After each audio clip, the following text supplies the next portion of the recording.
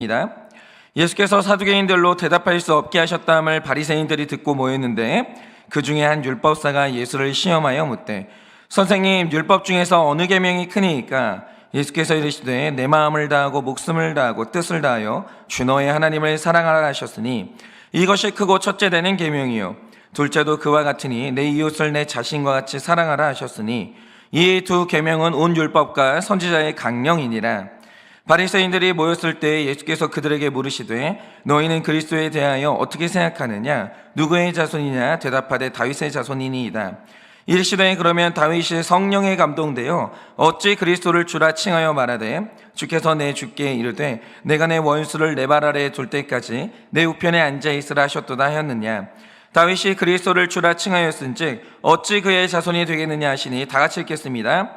한마디도 능히 대답하는 자가 없고 그날부터 감히 그에게 묻는 자도 없더라. 아멘. 기도하겠습니다. 하나님, 오늘도 우리가 전능하신 하나님의 말씀을 듣습니다. 전지하신 하나님의 말씀을 듣습니다. 나보다 크신 하나님의 말씀을 듣습니다.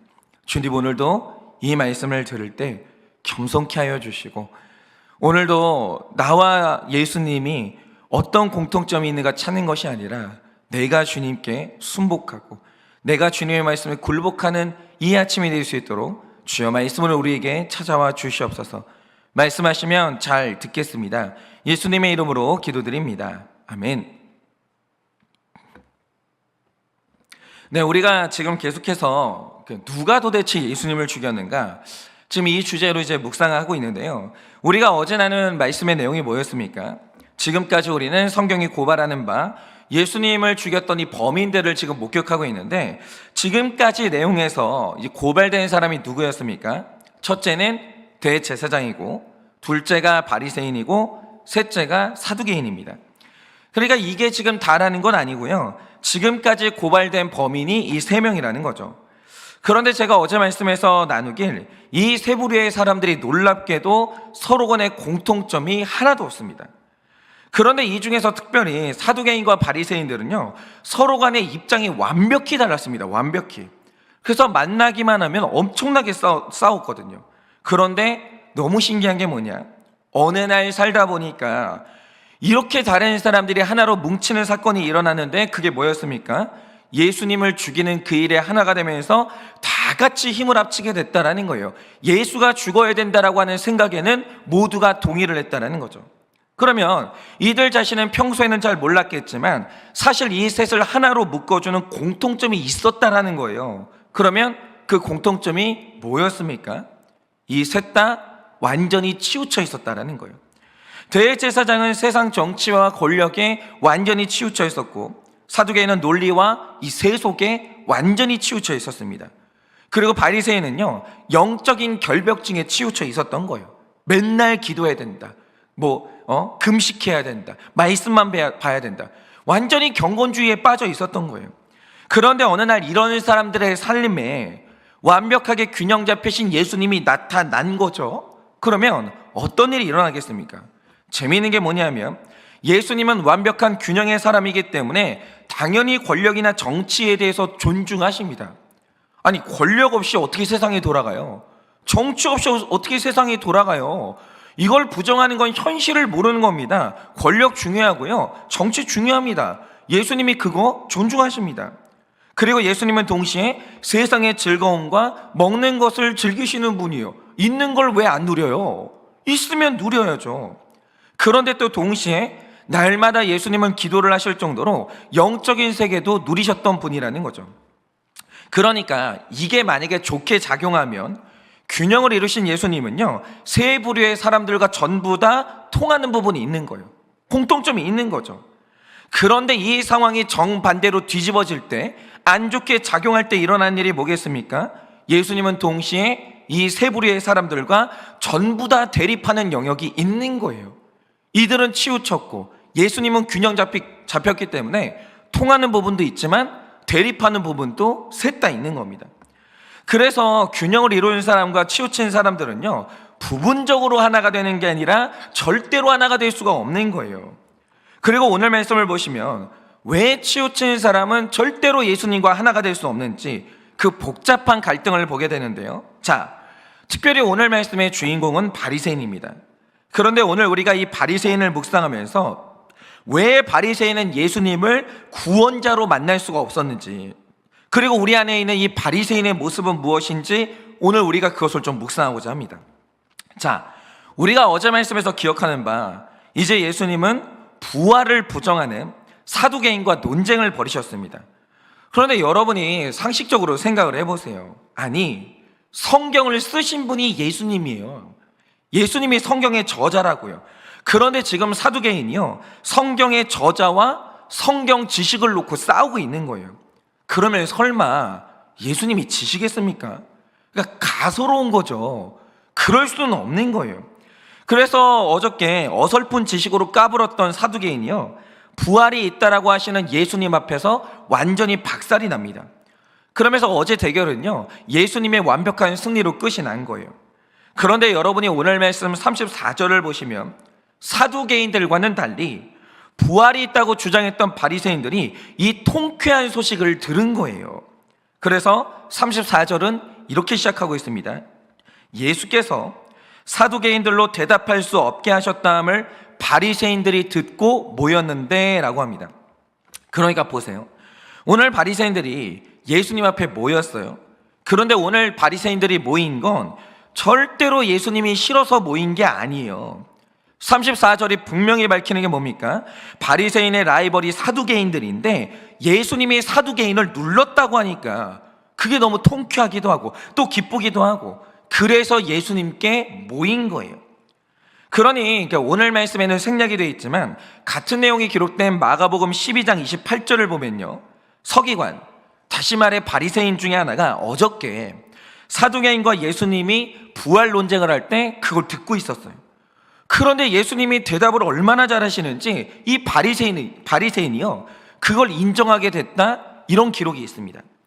그러니까 오늘 바리새인들이 예수님 앞에 모인 이유가 뭐냐면 예수님하고 싸우려고 모인 게 아니라 예수님이 나랑 같은 주장을 하니까 예수님에게 호감이 생겨가지고 오늘 예수님에게 모인 거예요. 그런데 문제는 뭐냐? 같은 점이 있어요. 예수님이랑 나랑 통하는 게 있어요. 그런데 절대로 예수님하고 이제 통할 수가 없는 부분도 있는 거예요. 결국 바리새인들이요, 통하는 부분이 있어서 오늘 만나는데 예수님을 죽이는 결정을 합니다. 결국에는. 그러면 이유가 뭐겠습니까? 자, 예수님의 주장을 들어보니까 나랑 똑같은 부분이 있어요. 이 사람이 나와 똑같이 천사를 믿어요. 부활도 믿습니다. 그리고 천국도 있대요. 나와 생각이 다 같은 부분이 있는 거예요. 그러니까 그 부분에서는 호감을 가졌어요. 잠시 예수님을 만나러 왔습니다. 그런데 자세히 보니까 문제가 뭐냐? 바리새인은 이 땅의 것들과 분리되면서 욕심을 버려야 된다고 외쳤던 사람들이기 때문에, 또 돈 욕심을 내는 세리, 몸을 팔아서 돈을 벌고 있는 창기, 혈통적으로 우리와 다른 이방인들 절대 상종 안 했거든요. 더럽게 여겼습니다. 그러니까 이 바리새인들이 영적인 결벽증이 있는 사람들인데, 이런 사람들이 더러운 죄인들과 식사를 하고 교제를 나눈다? 내가 이런 사람하고 같은 천국을 가야 된다? 있을 수가 없는 일이에요. 절대로 죽었다 깨어나도 동의가 안 되는 겁니다. 그런데 보세요, 예수라는 인물이 오늘 부활이 있대요. 그거는 내 생각하고 똑같은 거예요. 거기에는 아멘 할 수 있는 거죠. 그런데 문제가 뭐냐? 어느 날 보니까 이 예수라는 사람이요, 세리하고 식사를 하는 거예요. 창기하고 친구가 되는 거예요. 그리고 어느 날 소문을 들으니까 이 사람이 사마리아 땅에 들어가서 남편이 여럿 있는 여자와 교제를 나누고 말씀을 나눴다라는 거예요. 그리고 어느 날 하는 메시지가 뭐냐? 너희가 다 이 사람들하고 같은 천국에 간다라는 거예요. 근데 바리새인이요, 이거는 용납할 수가 없는 거예요. 바로 이게 바리새인들의 딜레마였다 이거죠. 그러니까 이 예수는요, 나랑 너무 같아요. 그건 좋아요. 그런데 가만히 보니까 이 예수는요, 동시에 나랑 너무 달라요. 이건 또 용납이 안 돼요. 이게 바리새인의 딜레마였다라는 거죠. 그러니 35절을 보시면 그 중에 한 율법사가 예수를 시험하여 질문했다고 하는데, 여기에서 말하는 시험은요, 평소에 예수님을 죽이려고 했던 시험과는 성격이 다른 거예요. 여러분, 이 시험은요, 심각한 딜레마에서 나오는 시험인데 36절을 보면 이렇게 질문을 하죠. 선생님, 율법 중에서 어느 계명이 큽니까? 이 질문하는데 이 질문의 의도가 뭐겠어요? 도대체 선생님, 당신 정체가 뭡니까? 당신은 사두개인입니까? 대제사장입니까? 바리새인입니까? 이도 저도 아니면 당신은 세리입니까? 창기입니까? 도대체 당신 정체가 뭡니까? 부활이 있다고 하는 거 보면 우리 편인 것 같은데 아무나와 손잡는 거 보면 대제사장 같기도 하고, 그런데 또 먹는 걸 즐기고 잔치를 즐기는 걸 보면 사두개인 같기도 하고, 도대체 당신 입장이 뭡니까? 당신 정체가 뭡니까? 이게 너무 헷갈려서 사상 검증을 하는 게 이 질문이라는 거죠. 그런데 여기에서 예수님이 할 수 있는 대답이 뭐겠어요? 생각해 보세요. 여러분, 예수님이 바리새인이에요? 예수님이 사두개인입니까? 아니면 예수님이 대제사장이에요? 아니에요. 예수님은 그 누구도 아니고요. 예수님은 그냥 예수님이에요. 예수님은요, 완전한 하나님이에요. 치우친 바리새인도 아니고 치우친 사두개인도 아니라는 거예요. 예수님은 둘 중에 누구도 될 수가 없습니다. 예수님은 그냥 예수님이에요. 그러니까 이 바리새인의 질문은 근본부터 완전히 잘못된 것인데, 예수님이 누구 편이십니까? 이걸 물어야 될 게 아니라 예수님을 보실 때 나에게 잘못된 점이 뭡니까? 내 죄가 뭡니까? 이걸 물어봐야죠. 예수님은요, 치우친 사람의 편이 될 수가 없는 거예요. 치우친 사람이 예수님께로 돌이켜야 되는 거예요. 그리고 예수님 보고 내 편이 되어달라고 할 게 아니라 내가 예수님 편으로 가야 되는 겁니다. 그런데 결국 바리새인은 완전히 치우친 자기 자리에서 벗어나지를 못하니까 예수님이 나와 같은 입장을 말할 때는 좋다가 나와 다른 생각을 하면 분노를 하고 어느 날 갑자기 원수가 되는 거예요. 근데 중요한 건 이겁니다. 사람은 다 교만해서요, 내가 누군가와 하나가 된다라고 할 때 그 사람과 나 사이에 공통점이 있어야 하나가 되는 게 아니라 서로 간에 불편한 게 없어야 하나가 되는 거예요. 이 사람이 나를 반대하는 게 없어야 되는 거예요. 그래야 하나가 되는 겁니다.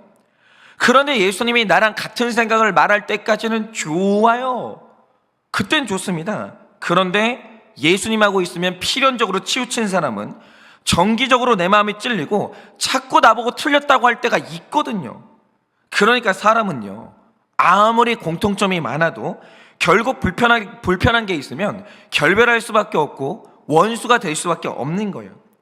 그러니까 이 겸손하다라는 것은 공통점을 가지고 겸손을 말하는 게 아니라 나랑 차이점이 생기고 이견이 생겼을 때 그걸 어떻게 처리할 거냐, 여기에서 하나님 앞에 이 겸손함이 드러나는 거거든요. 그러니까 예수님하고 나 사이에 통하는 것만 인정하는 게 아니라 예수님과 나 사이에 차이점이 발견됐을 때 나를 꺾어야 그게 겸손한 사람이고 그 사람이 택자거든요. 그런데 바리새인은요, 공통점이 있을 때는 예수님 앞으로 가요. 그런데 예수님하고 나하고 이 차이점이 발견됐을 때 끝내 자기 확신에서 떠나지를 못하고 예수님을 죽이는 거죠. 그래서 결국 이들은 예수님을 떠나서 심지어 예수님을 죽이는 자리까지 가게 됐는데, 이게 정말 바리새인만의 모습이냐 이거죠. 그게 아닌 게 무서운 거예요.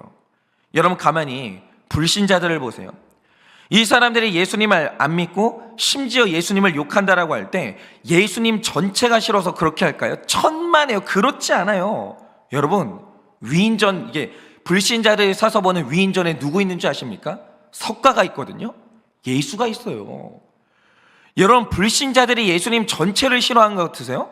천만의 말씀입니다. 그렇지 않아요. 가만히 불신자들을 보면요, 몇 개의 성경 구절은 불신자들도 되게 좋아해요. 예를 들어서 고린도전서 13장을 보면 사랑에 대한 내용이 있거든요. 고린도전서 13장 1절을 보면 이런 내용이 있습니다.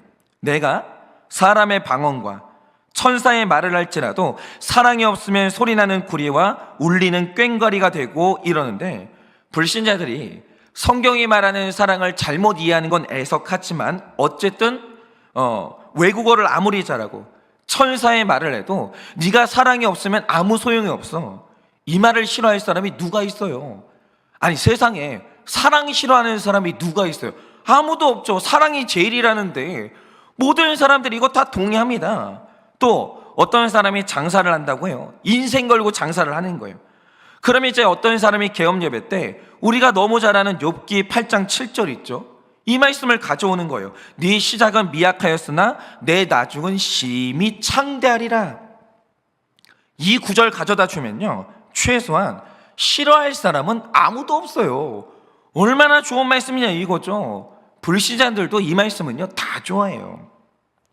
그러니까 불신자도요, 천국 가라? 좋아하죠. 얼마나 좋아합니까? 복 받으세요? 너무 좋아해요. 그때는 문 열어주고요, 우리하고 교제 나눕니다. 그러니까 불신자들이요, 성경 전체, 예수님의 전체를 싫어하는 게 아니에요. 그런데 그들이 결국에는 우리와 하나가 될 수 없고 결국 예수님을 거절하는 이유가 뭐겠습니까? 이 사람들이 어느 날 사랑이 최고래요? 좋아요. 네 나중에 심히 창대한데요. 좋아요. 그래서 교회를 왔어요.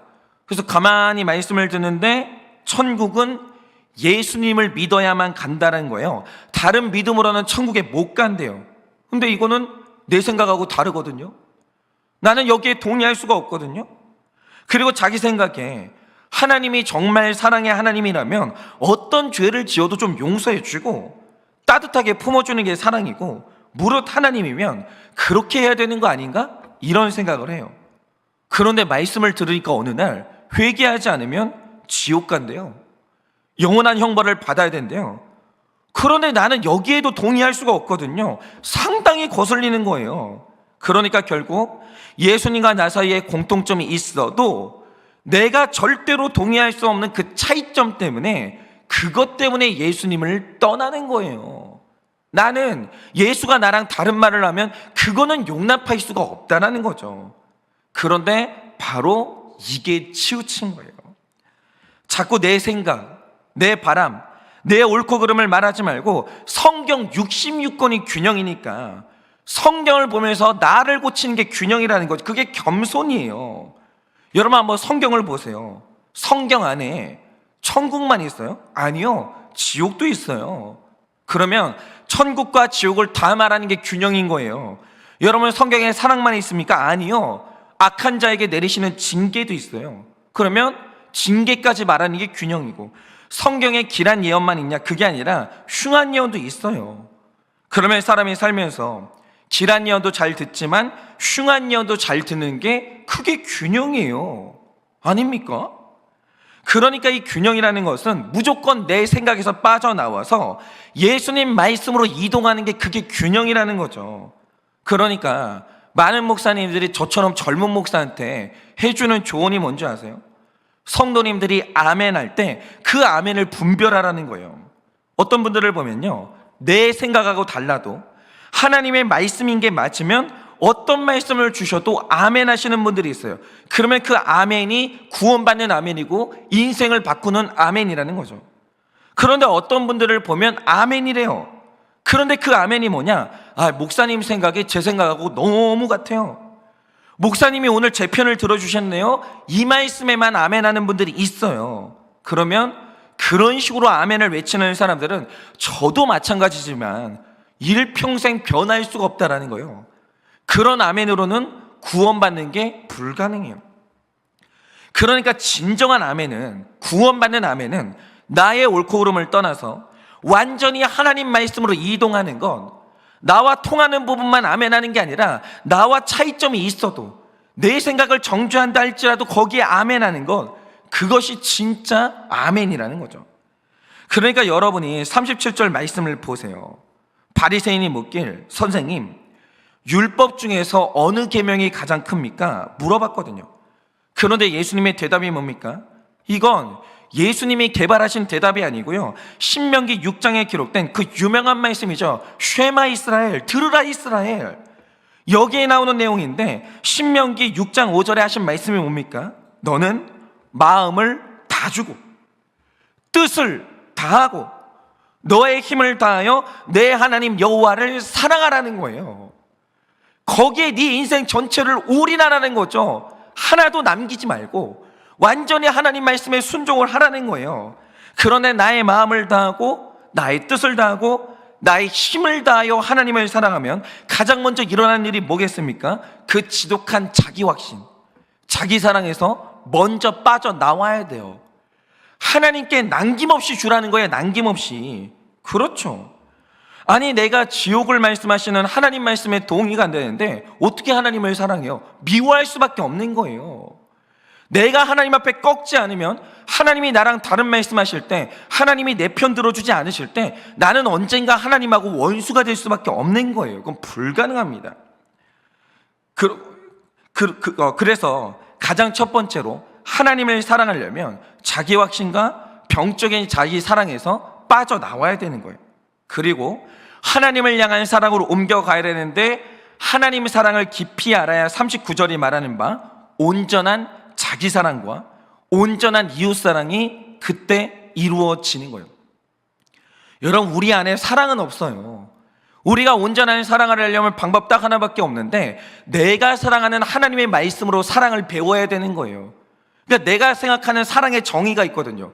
그런데 만약 하나님께 배우다가 내 사랑의 정의가 잘못됐다? 고쳐 나가면서 배워야 되는 거예요. 그러니 먼저 하나님 사랑이고, 하나님 사랑이 완성되면 자기 사랑, 이웃 사랑이 완성이 되는 거예요. 그러니까 내가 예수님을 하나님으로 인정한다는 것은 일단 나 자신에게서 떠나서 예수님 말씀으로 옮겨가야 그게 가능해지는 거예요. 제가 여기서 한 가지 되게 정말 중요한 나눔을 하려고 하는데요. 자, 아브라함이 어느 날 여호와라는 하나님을 만나요. 그런데 그때 창세기 12장 1절에서 아브라함이 하나님이란 존재에게 제일 먼저 들은 말이 뭡니까? 이렇게 기록합니다. 너는 너의 고향과 친척과 아버지의 집을 떠나서 내가 너에게 줄 땅으로 가라는 거예요. 그러니까 하나님의 나라로 갈 때 그 전에 먼저 있어야 되는 게 뭐냐? 너의 고향과 친척과 아버지의 집을 떠나야 돼요. 그런데 이 말의 정확한 뜻이 뭐냐면, 너는 이제 나를 믿으려면 네 나라를 떠나서 하나님 나라라는 전혀 다른 나라로 나라의 국적을 바꿔야 된다는 거예요. 그런데 이런 거죠.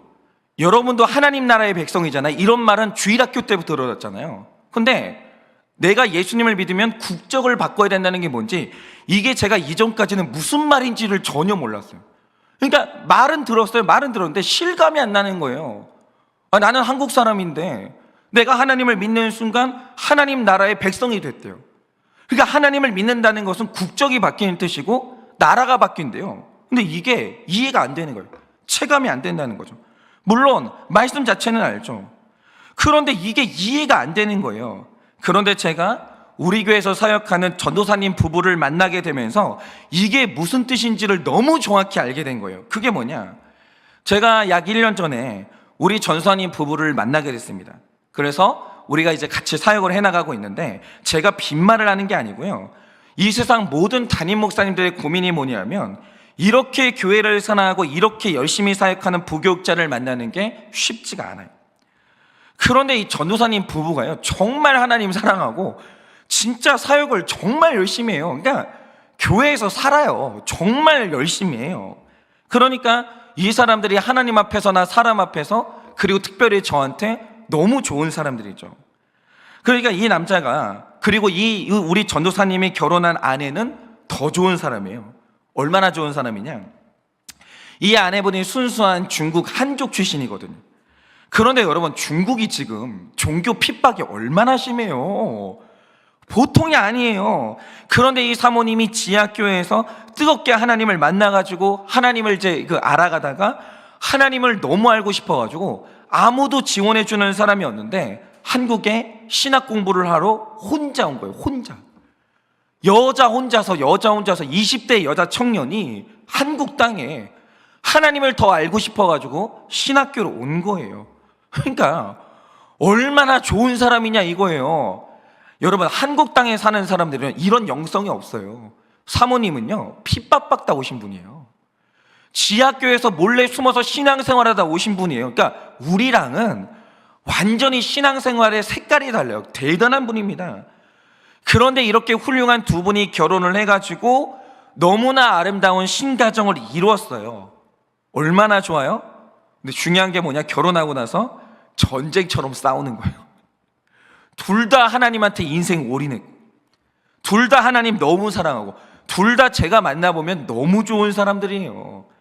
그런데 이 좋은 사람 둘이 만나가지고 1년 동안 전쟁을 하는 거예요. 도대체 이거는 뭐냐?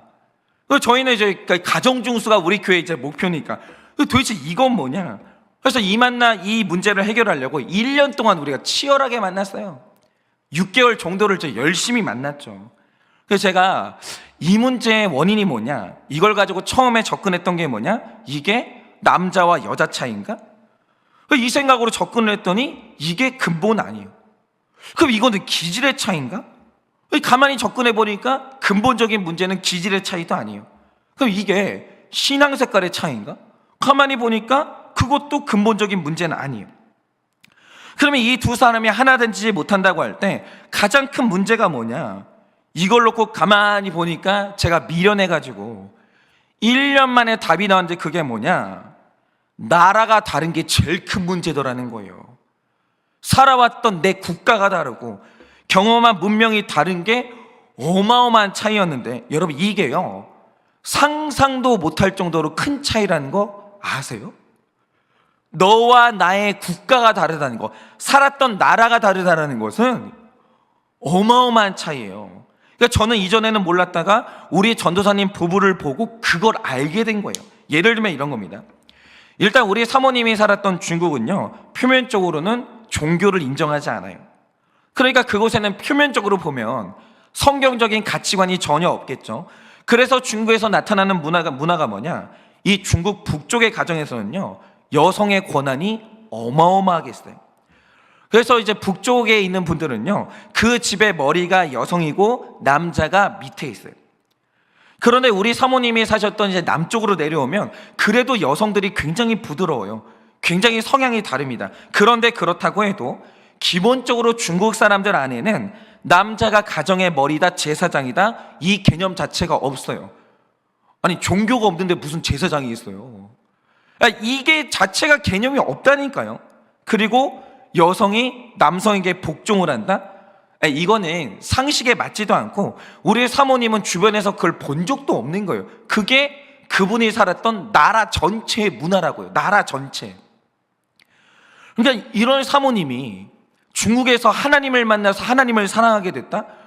기적이 일어난 거예요. 기적이 정말. 이건 하나님의 능력이에요. 그러니까 우리 사모님은 이런 나라에서 살았어요. 그런데 우리 전도사님 가정은 어떠냐? 완전히 이거랑 정반대인데 이분 아버지가 완전히 입지전적인 인물이에요. 지금 우리나라에서 1, 2위 안에 드는 대기업이 있는데 여기에 이 아버지가 입사하실 때 고졸이자 평사원으로 입사를 하셨거든요. 그런데 퇴직을 하실 때는 그 대기업에서 유학파도 오르기 힘든 부사장으로 퇴직을 하셨어요. 그런데 여러분 생각해 보세요. 완전히 밑바닥에서 정상으로 기어 올라갈 때 가정생활을 하셨겠어요? 못하죠. 그게 우리 아버지들의 삶이었어요. 저는 경험해 본 적이 없지만 예전에 우리 아버지들이 가정을 위해서 사우디아라비아 중동으로 가셨다면서요. 아니 그 가난한 데서 정상까지 기어오르고 선진국으로 올라오는데 우리 아버지들이 무슨 가정생활을 하셨겠어요? 그런 아버지들은 없었어요. 우리나라에. 완전히 이분도 내 직장에 헌신을 하신 거죠. 그런데 어머니는 어땠냐? 일평생 고생하는 내 남편의 뒷바라지를 하는데 이름도 없고 빚도 없이 그렇게 내 남편을 섬긴 거예요.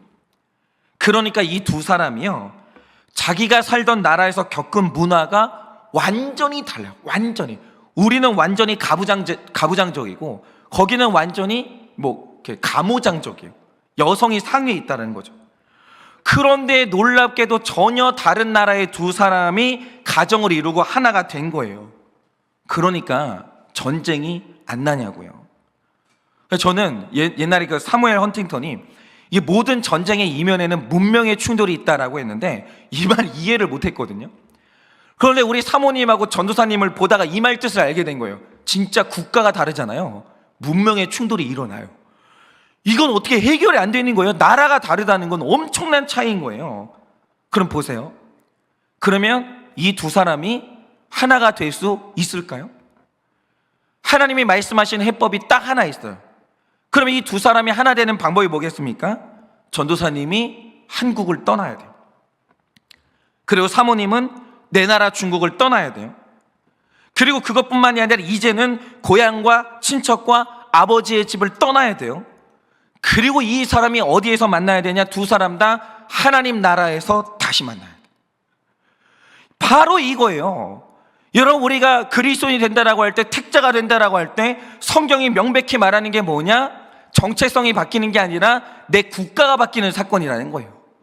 내가 살던 나라를 떠나서 하나님 나라로 옮겨야 된다라는 거예요. 안 떠나잖아요. 안 되는 거예요. 누구나 다.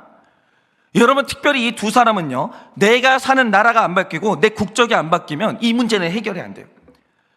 나에게 적용되는 법이 안 바뀌면 해결이 안 되는 거예요. 그런데 하나님이 이 부부에게 명하시는 게 뭐냐? 둘 다 너희 나라를 버리라는 거예요. 물론 부정하라는 건 아니에요. 아직까지 우리는 이 땅에 살고 있기 때문에 이 땅을 존중합니다. 내 국가를 사랑해요. 여러분, 그래서 그리스도인들은요, 병역의 의무를 이행해야 됩니다. 우리는 존중해요. 그런데 중요한 게 뭐냐? 내 국적이 어디냐라는 거예요. 여러분, 중국 사람들이 우리나라에 오면은 중국법으로 살아요? 아니에요. 중국 사람들이요, 우리나라 사랑해요. 우리나라 존중합니다. 로마의 법을 가봐요. 로마의 법을 따르죠. 그런데 중요한 건 내 국적은 안 바뀌는 거예요. 내 정체성은 안 바뀌는 거예요. 마찬가지예요. 여러분, 우리가 이 땅에서 살고 있지만, 그러나 예수 믿는 순간 제일 먼저 바뀌는 게 뭐냐? 내가 사는 나라가 바뀌어야 되는 거예요. 뜯어 고쳐야 되는 거죠. 그러니까 제가 이걸 보는데, 왜 예수님을 믿는다는 게 가치관이 변하는 사건이 아니라 내가 사는 나라가 변하는 사건인지, 내 국적이 변하는 사건인지 그걸 알게 된 거예요. 여러분, 예수님 만나고 싶으세요? 천국이 내 것이 되기를 원하십니까? 그러면 내 고향, 내 친척, 내 아버지, 내 나라가 심어줬던 모든 가치관에서 떠나시고, 내 옳고 그름에서 떠나시고, 지독한 자기 사랑에서 떠나야 돼요. 떠나야 돼요. 새로운 나라로 옮겨가야 돼요. 하나님 나라, 거기에서 다시 만나야 돼요. 그리고 하나님 나라, 하나님의 사랑, 하나님의 말씀으로 옮겨져야 된다라는 거죠. 그때 우리는 바리새인이 아니라 제자가 되어서 하나님 나라에서 하나님과 더불어서 영원히 사는 거예요. 그러면 여러분, 오늘 우리가 제자가 된다라고 할 때, 택자가 된다고 할 때 제일 먼저 해야 되는 일이 뭐겠습니까? 떠나세요. 만약에 하나님하고 나하고 공통점이 있다, 예수님 말씀하고 나하고 통하는 부분이 있다, 아멘 하세요. 그러나 떠난다는 말의 본질이 뭐냐? 예수님이 내 말에 동의를 안 해줘요. 예수님이 날더러 틀렸다라고 하는 거예요. 거기서 아멘 할 때, 그때 내가 하나님 나라로 옮겨지는 순간인 거예요. 그러니 오늘 정말 나라는 존재, 나를 키워줬던 내 나라, 내 국적, 내 고향과 친척과 아비의 집, 이 모든 것에서 떠나 하나님의 말씀으로 옮겨가서 그 하나님 나라의 백성이 되는 여러분 되시기를 예수님의 이름으로 축원을 드립니다. 제가 이 시간에 기도하고 축도함으로 마치겠습니다. 기도하겠습니다. 하나님, 오늘 이 아침에 바리새인의 모습을 묵상하고 나를 묵상했습니다. 그렇습니다. 예수님이 나의 귀에 내가 듣기 좋은 말을 해주시고, 내 생각과 같은 말을 해주시고, 내 편을 들어주시면 나는 그때는 기쁜 마음으로 아멘을 합니다. 그런데 하나님께서 날더러 틀렸다 하시고 내 편을 안 들어주시고 나와 다른 생각을 말씀하시면 나는 그때 예수님과 원수가 되고 예수님을 떠날 수밖에 없는 것입니다. 주님, 내가 바리새인이 아니라 제자가 되어지고 불택자가 아니라 택자가 되는 유일한 방법이 무엇입니까? 떠나야 합니다. 나에게서 떠나야 되고, 내가 받은 교육에서 떠나야 되고, 내 국적으로부터 떠나야 되고, 나의 모든 가치관에서 떠나 오직 하나님이 말씀하시는 그 말씀의 법 안으로 나는 떠나야 하는 것입니다. 하나님의 나라로 떠나야 하는 것입니다. 그래서 나와 생각이 다른 하나님 말씀에 아멘으로 응답하고, 나를 틀렸다 하시는 하나님의 말씀에 아멘으로 응답할 때 우리는 드디어 하나님 나라의 백성이 되는 것입니다. 그러니 오늘 이 하루 잘 떠나게 하시고 잘 부인하게 하여 주셔서 다 제자가 되는 하루가 될 수 있도록 함께하여 주시옵소서. 지금은 우리 주 예수 그리스도의 은혜와 하나님 아버지의 그 크신 사랑과 성령님의 위로하시고 교통하여 주시는 그 역사하심이 나로부터, 내 아버지의 집으로부터, 고향과 친척들로부터 다 잘 떠나, 자기 사랑과 자기 가치관으로부터 잘 떠나 하나님 나라로 옮겨가 주님의 제자가 되기를 원하는 사랑하는 우리 모든 성도님들의 머리 위에 지금으로부터 영원 무궁토록 함께 있을지어다. 아멘.